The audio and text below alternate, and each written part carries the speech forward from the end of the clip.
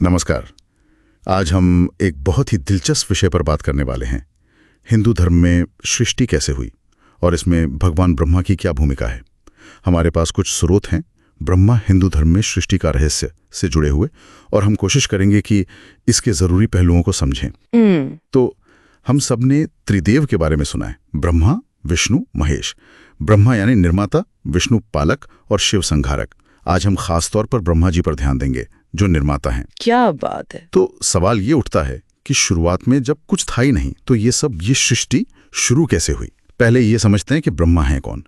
स्रोतों में आता है कि उनके 4 सिर हैं। हाँ। और कहा जाता है कि ये चारों वेद, ऋग्वेद, यजुर्वेद, सामवेद, अथर्ववेद को दर्शाते हैं।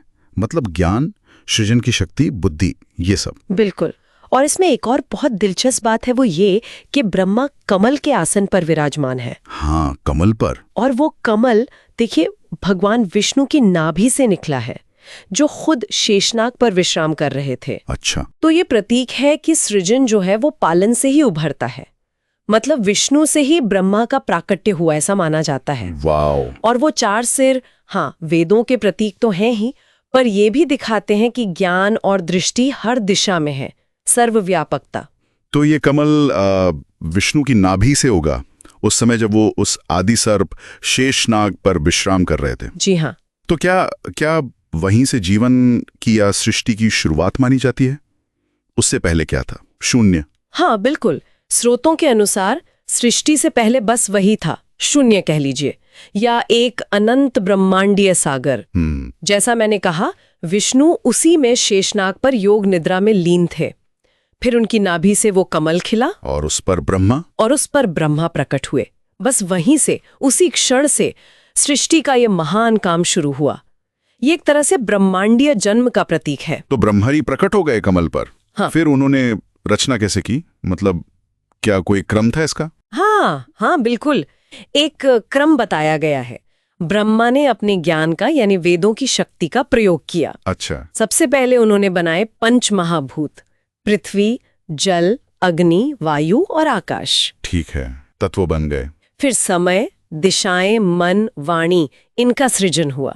और इसके बाद आए देवता, मनुष्य, पशु, असुर, पेड़ पौधे, मतलब अलग अलग तरह के जीवन रूप। यानी एक पूरी व्यवस्था है।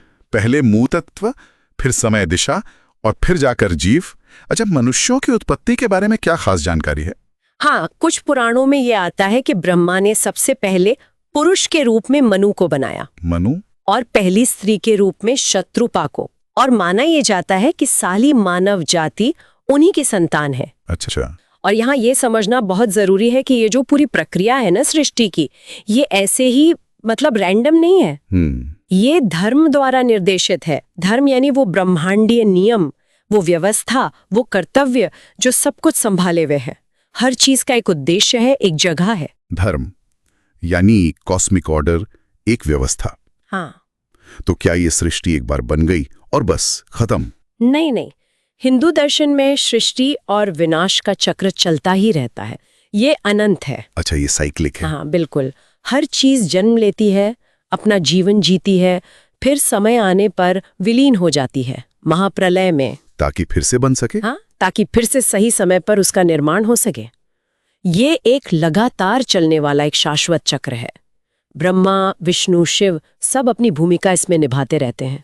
तो अगर हम आज की बात को समेटें, हमने समझा कि ब्रह्मा निर्माता हैं। वो विष्णु से प्रकट हुए। सृष्टि एक क्रम में हुई। पहले तत्व, फिर समय, दिशाएं, मन, और फिर जीव, जिसमें पहले मनुष्य, मनु और शत्रुपा थे। हाँ। और सबसे महत्वपूर्ण बात, ये पूरी रचना धर्म के नियमों से बंधी है, उस पर आधारित है। बिल्कुल सही। और इन सब में जो प्रतीक छिपे हैं वो बहुत गहरे हैं। जैसे ब्रह्मा के 4 सिर ज्ञान और ईश्वर की सर्वज्ञता दिखाते हैं। उनका कमल पर बैठना पवित्रता का और विष्णु से उनके जुड़ाव का प्रतीक है। और धर्म द्वारा निर्देशित सृष्टि ये बताती है कि इस ब्रह्मांड में एक व्यवस्था है, एक उद्देश्य है। ये सिर्फ कहानियां नहीं है, ये गहरे दार्शनिक विचार हैं। सही कहा। और जाते जाते एक विचार शायद सोचने के लिए छोड़ा जा सकता है। हाँ। अगर ये सृष्टि जैसा हमने देखा चक्रीय है और धर्म यानी एक ब्रह्मांडीय नियम और व्यवस्था से चलती है, तो इस पूरे विशाल ढांचे में हमारे अपने होने का क्या उद्देश्य हो सकता है? हमारी अपनी क्या जिम्मेदारियां बनती हैं इस व्यवस्था के प्रति? ये वाकई सोचने वाली बात है।